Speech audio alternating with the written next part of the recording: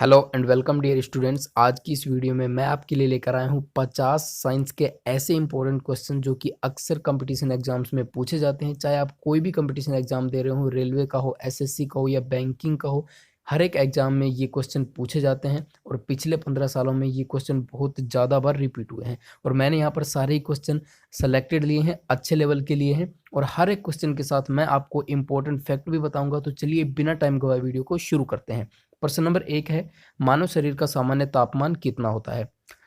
यहाँ पर इसका राइट आंसर होगा ऑप्शन नंबर डी उपयुक्त सभी, क्योंकि डिग्री सेल्सियस के अंदर जो मानव शरीर का सामान्य तापमान होता है वो होता है 37 डिग्री सेल्सियस।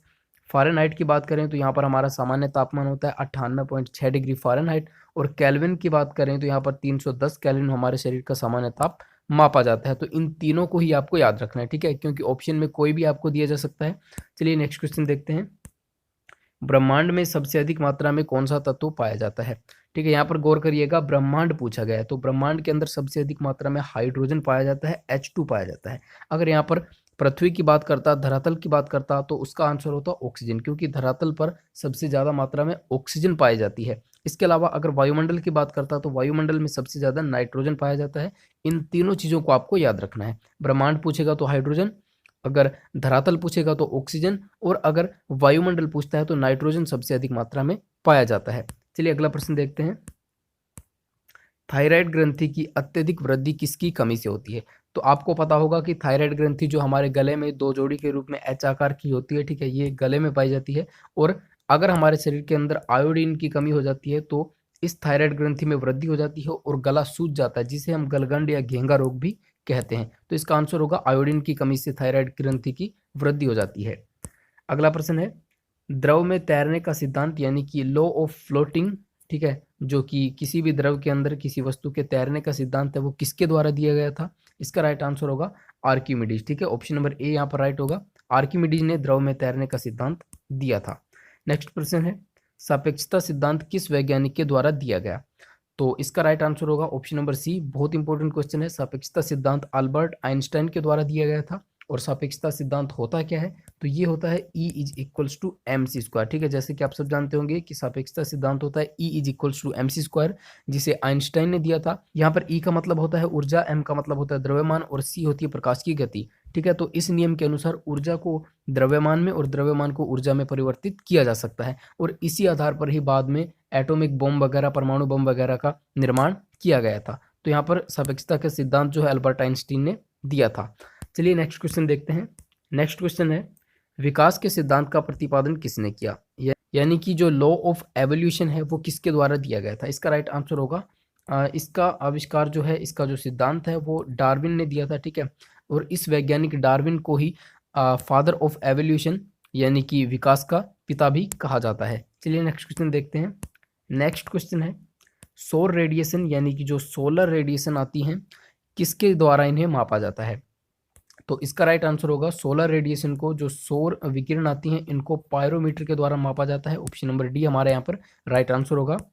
चलिए नेक्स्ट क्वेश्चन देखते हैं। नेक्स्ट है, एक्सरे का आविष्कार किसने किया था? बहुत ही ज़्यादा इंपॉर्टेंट क्वेश्चन है, बहुत बार रिपीट हो चुका है ये क्वेश्चन हर एक कंपटीशन एग्जाम में कि एक्सरे का आविष्कार किस वैज्ञानिक के द्वारा किया गया था। इसका राइट आंसर होगा रोंटगेन ने एक्सरे का आविष्कार किया था, यानी कि ऑप्शन नंबर सी अगर हम चूज करते हैं तो हमारा आंसर बिल्कुल राइट होगा। अगर आपको ये वीडियो अच्छी लग रही है तो इसे लाइक और शेयर जरूर करना। नेक्स्ट क्वेश्चन है, कंप्यूटर का आविष्कार किसने किया था? तो कंप्यूटर का आविष्कार जो है ये किया गया था चार्ल्स बेबेज के द्वारा, ठीक है। जो आधुनिक कंप्यूटर है इनका आविष्कार चार्ल्स बेबेज ने किया था। ऑप्शन नंबर ए यहाँ पर राइट होगा। नेक्स्ट क्वेश्चन है, टेलीविजन का आविष्कार किसने किया था? तो टेलीविजन का आविष्कार जो है ये जॉन लोगी बेयर्ड के द्वारा किया गया था, यानी कि ऑप्शन नंबर सी यहाँ पर राइट होगा। टेलीविजन का आविष्कार यानी कि टीवी का आविष्कार जॉन लोगी बेयर्ड ने किया था। इसके अलावा हम बात करें स्कूटर के आविष्कार की, तो स्कूटर का आविष्कार जी ब्रॉड शो के द्वारा किया गया था। और मैकमिलन ने जो है ये साइकिल का आविष्कार किया था, ठीक है। ये तो यहाँ पर आपको सारे जो फैक्ट हैं वो याद रखने हैं। चलिए यहाँ पर एक क्वेश्चन आ गया है नेक्स्ट, जो मैंने भी आपको बताया कि स्कूटर का आविष्कार किसके द्वारा किया गया था। तो अभी आप कमेंट में इसका आंसर बताइए, क्योंकि मैं अभी आपको बता चुका हूँ इसका आंसर। तो स्कूटर का जो आविष्कार है वो जी ब्रॉड शो के द्वारा किया गया था, ठीक है। यहाँ पर आप याद रखेंगे ऑप्शन नंबर बी राइट होगा। नेक्स्ट क्वेश्चन है, पादप कोशिका भित्ति किसकी बनी होती है? तो ये क्वेश्चन भी काफ़ी बार रिपीट हो चुका है, मैंने आपको पहले ही बता दिया। मैंने इस वीडियो में 50 क्वेश्चन जो लिए हैं सारे ही क्वेश्चन ऐसे लिए हैं जो कि बहुत ज़्यादा बार रिपीट हो चुके हैं और अक्सर एग्जाम्स में पूछे जाते हैं। तो इसका राइट आंसर होगा जो पादप की कोशिका भित्ति होती है ये सेल्यूलोज की बनी होती है, ठीक है। ऑप्शन नंबर बी हमारे यहाँ पर राइट आंसर होगा। नेक्स्ट है साइटोलॉजी में किसका अध्ययन किया जाता है? तो याद रखना विज्ञान के अंदर वह शाखा जिसमें कोशिकाओं का अध्ययन किया जाता है उसी शाखा को कहा जाता है साइटोलॉजी, ठीक है। ऑप्शन नंबर सी हमारे यहाँ पर राइट आंसर हो जाएगा। और एक बात और मैं आपको यहाँ पर बता दूं कि इस वीडियो की जो सारे क्वेश्चन की पीडीएफ है वो आप बिल्कुल फ्री में डाउनलोड कर सकते हो, जिसका लिंक आपको नीचे हमारे टेलीग्राम ग्रुप में मिल जाएगा। टेलीग्राम ग्रुप को ज्वाइन करके आप ये सारी पीडीएफ बिल्कुल फ्री में डाउनलोड कर सकते हो। चलिए नेक्स्ट क्वेश्चन है, प्रोटीन का कारखाना व कोशिका का इंजन किसे कहा जाता है? इसका सही उत्तर होगा राइबोसोम। अब राइबोसोम को प्रोटीन का कारखाना व कोशिका का इंजन कहा क्यों जाता है? क्योंकि राइबोसोम हमारे कोशिका के अंदर वह भाग होता है जहाँ पर प्रोटीन का निर्माण होता है, इसीलिए इसे प्रोटीन का कारखाना व कोशिका का इंजन के नाम से जाना जाता है। ये दोनों नाम आपको याद रखने हैं। नेक्स्ट प्रश्न है, कोशिका की आत्महत्या की थैली किसे कहा जाता है? तो ये भी काफ़ी इंपॉर्टेंट क्वेश्चन है। तो कोशिका की आत्महत्या की जो थैली है ये कहा जाता है लाइसोसोम को। अब लाइसोसोम को क्यों कहा जाता है?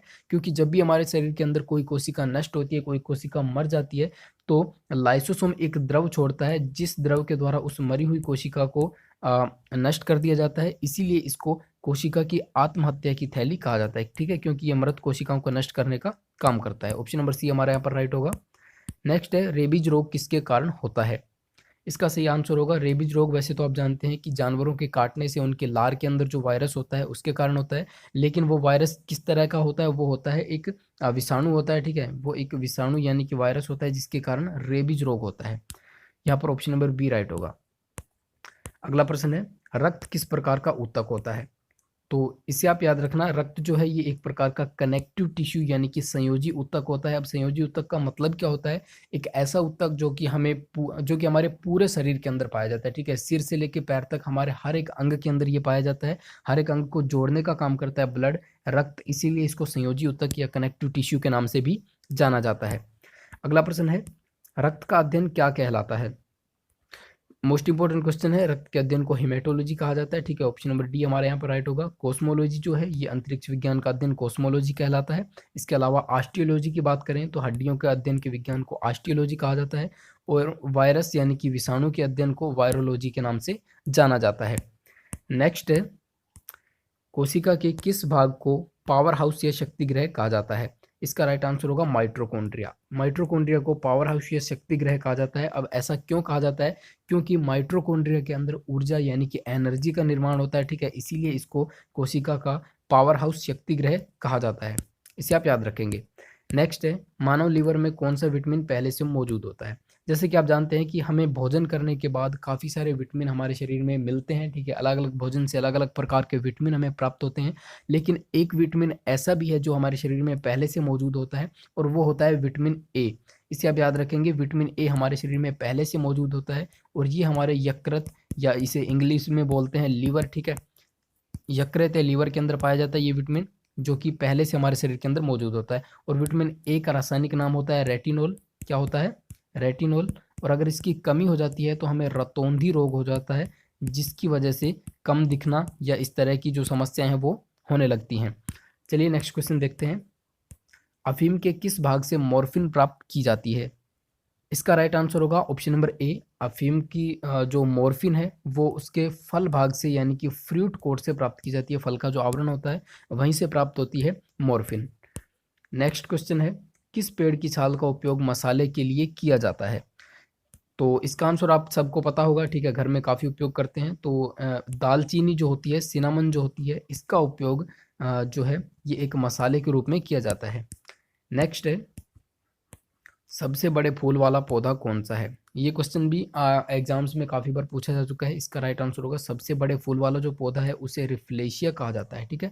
रिफ्लेशिया होता है सबसे बड़े फूल वाला पौधा, और इसकी जो औसत में अगर लंबाई चौड़ाई की बात करूं तो लगभग 1 मीटर व्यास होता है, ठीक है। औसत बात कर रहा हूँ, औसत 1 मीटर व्यास का होता है ये फूल। अब आप सोच सकते हो कि ये फूल कितना बड़ा होता है, और ये अधिकतर इंडोनेशिया वाली साइड में पाया जाता है, ठीक है।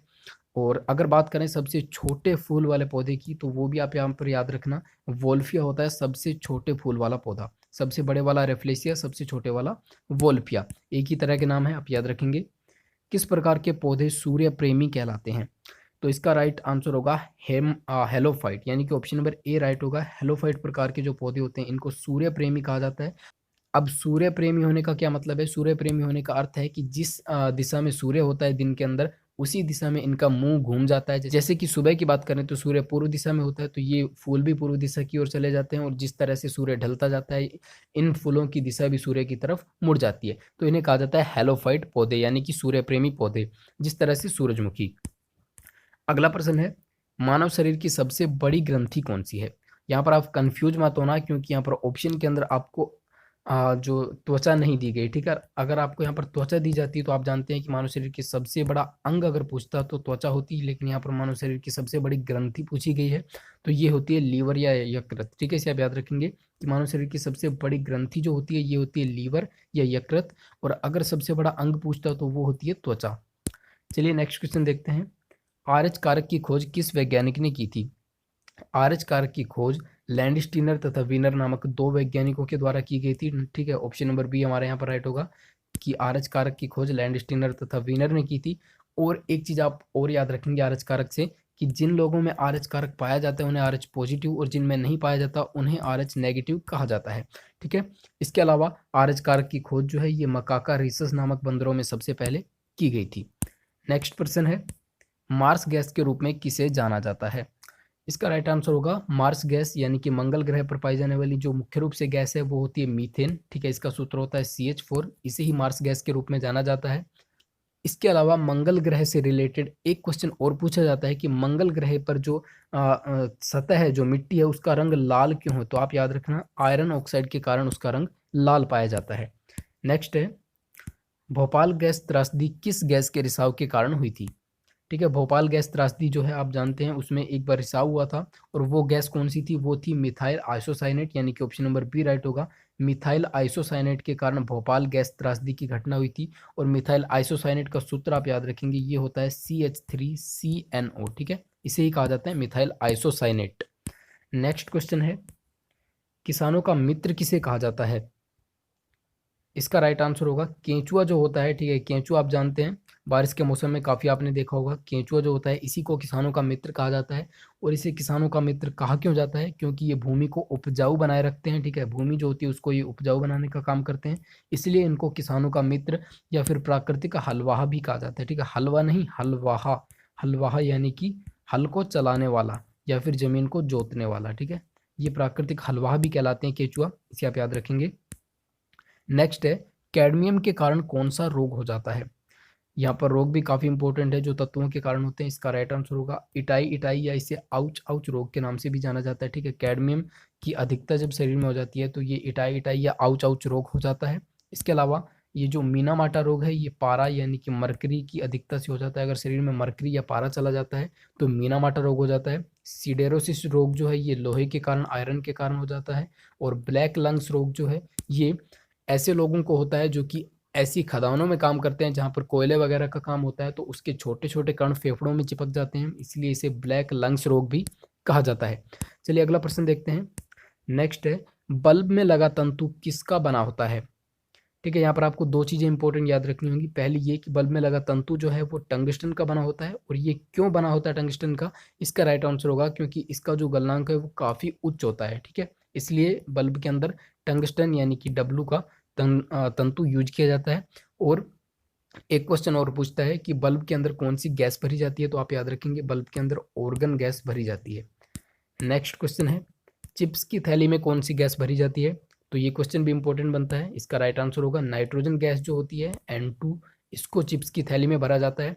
और चिप्स की थैली में इसलिए भरा जाता है ताकि इसकी जो क्रिस्प है, इसका जो कुरकुरापन है उसको बनाया जा सके, ठीक है। वो उसके अंदर नमी ना जा पाए, इसलिए इसके अंदर नाइट्रोजन गैस भरी जाती है, ठीक है, ताकि उसका क्रिस्पीपन बना रहे। तो यहाँ पर नाइट्रोजन गैस भरी जाती है चिप्स की थैलियों के अंदर। नेक्स्ट क्वेश्चन आप देखते हैं। अगर आपको वीडियो अच्छी लग रही है तो इसे लाइक और शेयर जरूर करना। आपके जितने भी स्टडी रिलेटेड ग्रुप हैं उसके अंदर आप इसे शेयर कर सकते हो। ठंडे पेय पदार्थों में कौन सी गैस भरी जाती है? इसका राइट आंसर होगा ठंडे पेय पदार्थों के अंदर कार्बन डाइऑक्साइड गैस जो है, CO2 गैस जो है, इसको उच्च दाब पर भरा जाता है, ठीक है। हाई प्रेशर पर कार्बन डाइऑक्साइड ठंडे पेय पदार्थों के अंदर भरी जाती है। नेक्स्ट क्वेश्चन है क्वेश्चन नंबर 34, रसोई गैस में कौन सी गैस मिलाई जाती है ताकि रिसाव का पता चल सके? अब आप सोचते हैं कि रसोई गैस होती है, उसके अंदर एक तरह का जो बदबू बोल सकें, एक तरह की जो स्मेल बोल सकते हैं वो पाई जाती है, ठीक है। लेकिन रसोई गैस के अंदर वास्तव में कोई भी गंध नहीं होती है, ये बिल्कुल गंधहीन होती है, ठीक है, इसमें कोई स्मेल नहीं होती है। लेकिन इसके अंदर जब रिसाव हो उसका पता लगाया जा सके, इसके लिए यहाँ पर मिथाइल मरकेप्टेन मिलाई जाती है, ठीक है। क्योंकि जब गैस का रिसाव होगा तो हमें पता चल पाएगा कि इसका रिसाव हो रहा है, इसी वजह से मिथाइल मरकेप्टेन मिलाई जाती है गंध के लिए, स्मेल के लिए। ऑप्शन नंबर बी यहाँ पर राइट आंसर होगा। नेक्स्ट क्वेश्चन है, प्रोड्यूसर गैस का सूत्र क्या होता है? तो इसे आप याद रखेंगे, प्रोड्यूसर गैस जो होती है ये कार्बन मोनोऑक्साइड प्लस में N2 नाइट्रोजन जब इसमें मिलाते हैं तो ये बनती है प्रोड्यूसर गैस। और अगर यहीं पर भाप अंगार गैस या जल गैस पूछता है तो ये होती है कार्बन मोनोऑक्साइड के अंदर जब हम हाइड्रोजन को मिलाते हैं तो ये बनती है भाप अंगार गैस या जल गैस, ठीक है। नेक्स्ट है, सबसे कठोर तत्व कौन सा है? अब आपको शब्दों पर ध्यान देना है। सबसे कठोर तत्वों का मतलब होता है कि पूरी आवर्त सारणी के अंदर जितने भी तत्व पाए जाते हैं उनकी बात कर रहे हैं। तो सबसे कठोर तत्व होता है हीरा, लेकिन ये एक अधातु होता है, ठीक है। कार्बन का होता है ये हीरा, लेकिन ये एक अधातु होता है। अगर बात करता है सबसे कठोर धातु की तो आप याद रखेंगे सबसे कठोर धातु होती है प्लेटिनम, ठीक है, Pt। ये होती है सबसे कठोर धातु। और सबसे कठोर तत्व पूछता है तो ये होता है हीरा। नेक्स्ट क्वेश्चन है, ऐसा धातु कौन सा है जो सामान्य तापमान पर द्रव अवस्था में पाया जाता है? इसका राइट आंसर होगा, एकमात्र ऐसा धातु पारा या मरकरी है जिसे हम Hg से डिनोट करते हैं। ये एकमात्र ऐसा धातु है जो कि द्रव अवस्था में पाया जाता है सामान्य तापमान पर। नेक्स्ट प्रश्न है, टीकाकरण के जनक कौन माने जाते हैं? टीकाकरण की जो शुरुआत है ये सबसे पहले एडवर्ड जेनर नामक वैज्ञानिक के द्वारा की गई थी। तो यहाँ पर ऑप्शन नंबर बी हमारा राइट आंसर होगा। एडवर्ड जेनर को ही टीकाकरण के पिता या टीकाकरण के जनक के नाम से जाना जाता है। नेक्स्ट क्वेश्चन है, यहाँ पर आप देख सकते हो एक फैक्ट कि एडवर्ड जेनर ने चेचक के टीके की खोज की थी, ठीक है। ये भी प्रश्न काफ़ी बार पूछा जाता है कि चेचक का टीका सबसे पहले किसने खोजा था? तो एडवर्ड जेनर ने ही खोजा था, और इन्हीं को ही टीकाकरण के पिता भी कहा जाता है। नेक्स्ट प्रश्न है, प्रकाश वर्ष किसकी इकाई होती है? तो यहाँ पर वर्ष नाम सुनते ही बच्चे कंफ्यूज हो जाते हैं, उनको लगता है कि ये समय की इकाई है, लेकिन ऐसा नहीं है। प्रकाश वर्ष दूरी की इकाई होती है, ठीक है। तो यहाँ पर ऑप्शन नंबर ए राइट होगा। और अगर दूरी की सबसे बड़ी इकाई पूछता है तो वो होती है पारसेक, ठीक है। इसे आप याद रखेंगे कि दूरी की सबसे बड़ी इकाई होती है पारसेक, और एक पारसेक बराबर होता है लगभग 3.26 प्रकाश वर्ष, ठीक है। इसे आप याद रखेंगे। नेक्स्ट प्रश्न है, ध्वनि तीव्रता का मापन किसके अंदर किया जाता है? यानी कि ध्वनि तीव्रता को मापने की इकाई क्या होती है? इसका सही आंसर होगा डेसिबल। अब डेसिबल और डेसिमल में आपको कंफ्यूज नहीं होना है। डेसिमल जो होता है वो होता है डॉट, ठीक है, दशमलव को बोलते हैं डेसिमल। और डेसिबल जो है ये होती है ध्वनि तीव्रता को मापने की इकाई। ऑप्शन नंबर बी हमारा यहाँ पर करेक्ट आंसर होगा। नेक्स्ट प्रश्न है, बिजली से लगी आग किसके द्वारा बुझाई जाती है? इसका राइट आंसर होगा ऑप्शन नंबर सी, पायरिन से, ठीक है। पायरिन या फिर कार्बन टेट्राक्लोराइड, CCl4 होता है इसका सूत्र। इसके द्वारा जब बिजली से लगी आग जब बिजली से आग लग जाती है तो इसी के द्वारा बुझाया जाता है। आप जानते हैं बिजली की आग को पानी से तो बिल्कुल नहीं बुझा सकते, इसके लिए CCl4 यानी कि पायरिन का यूज किया जाता है। अगला प्रश्न है, शुष्क बर्फ क्या होती है? तो ये क्वेश्चन बहुत ज़्यादा कॉमन है, बहुत ज़्यादा इंपॉर्टेंट है। शुष्क बर्फ कहा जाता है ठोस कार्बन डाइऑक्साइड को। जब CO2 जो है इसको ठोस अवस्था में देखा जाता है तो इसी को कहा जाता है शुष्क बर्फ या फिर ठोस कार्बन डाइऑक्साइड। रक्त का थक्का बनाने में कौन सा विटामिन सहायक होता है? तो विटामिन की बात करें तो रक्त का थक्का बनाने के लिए विटामिन के सबसे ज़्यादा जरूरी होता है। और विटामिन के रासायनिक नाम की बात करें, के का रासायनिक नाम होता है फिनोक्विनोन या फिर नेप्थोक्विनोन। इसकी कमी से रक्त का थक्का न बनने की बीमारी हो जाती है, ठीक है। नेक्स्ट क्वेश्चन देखिए। नेक्स्ट क्वेश्चन है, निम्न में से किस विटामिन को सौंदर्य का विटामिन भी कहा जाता है? इसका राइट आंसर होगा option number E, vitamin E को sorry option number C, vitamin E को सौंदर्य का विटामिन या फिर जनन संबंधी विटामिन या फिर बोल सकते हैं सेक्स संबंधी विटामिन भी कहा जाता है विटामिन ई को। और विटामिन ई का रासायनिक नाम क्या होता है? टोकोफेरोल इसका रासायनिक नाम होता है, इसे आप याद रखेंगे। नेक्स्ट प्रश्न है, दांतों, यहाँ पर वह था, ठीक है, यहाँ पर एक करेक्शन है। दांतों व हड्डियों में कौन सा तत्व पाया जाता है मुख्य रूप से? ठीक है, दांतों व हड्डियों में मुख्य रूप से पाया जाने वाला तत्व कौन सा है? तो इसका सही आंसर होगा कैल्शियम व फास्फोरस। ये दो तत्व होते हैं कैल्शियम और फास्फोरस, जो कि दांतों और हड्डियों के अंदर पाए जाते हैं और इन्हें मजबूत बनाने का काम यही करते हैं। ऑप्शन नंबर बी हमारा यहाँ पर राइट होगा, कैल्शियम तथा फास्फोरस। नेक्स्ट प्रश्न है प्रश्न नंबर 46, निकट दृष्टि दोष को दूर करने के लिए किस तरह के लेंस का उपयोग किया जाता है? तो निकट दृष्टि दोष वो होता है जिसके अंदर निकट की वस्तु साफ दिखाई देती है लेकिन दूर की वस्तु जो है वो अस्पष्ट दिखाई देती है, और इसको दूर करने के लिए अवतल लेंस का यूज किया जाता है। ठीक है, ऑप्शन नंबर सी यहाँ पर राइट होगा, अवतल लेंस का यूज किया जाता है निकट दृष्टि दोष को दूर करने के लिए। अगला प्रश्न है, मानव रक्त का पीएच मान कितना होता है? इसका राइट आंसर होगा ऑप्शन नंबर सी, मानव रक्त का पीएच मान जो होता है वो 7.4 होता है, क्योंकि मानव ब्लड जो होता है वो हल्का सा क्षारीय होता है। और बात करें मानव मूत्र की तो ये हल्का सा अम्लीय होता है, इसकी पीएच होती है 5.6।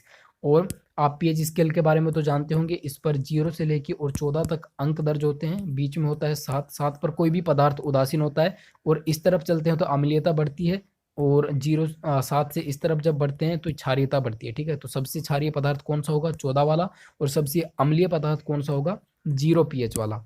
नेक्स्ट क्वेश्चन है, मनुष्य के शरीर की सबसे छोटी हड्डी कौन सी होती है? मनुष्य के शरीर की सबसे छोटी हड्डी होती है स्टेपिस नामक हड्डी, ऑप्शन नंबर ए राइट होगा। यह हड्डी कान के अंदर पाई जाती है। ठीक है, दोनों कानों के अंदर पाई जाती है स्टेपिस हड्डी, यहाँ पर ऑप्शन नंबर ए राइट होगा। ये मानव शरीर की सबसे छोटी हड्डी होती है। और मानव शरीर की सबसे बड़ी हड्डी की बात करें वहीं पर हम, वो होती है फीमर हड्डी, जो कि हमारे जांघों के अंदर, हमारे पैरों की जो जांघें होती है यहाँ पर पाई जाती है फीमर हड्डी, जो कि सबसे बड़ी हड्डी होती है। नेक्स्ट क्वेश्चन है, मनुष्य में कितने गुणसूत्र पाए जाते हैं?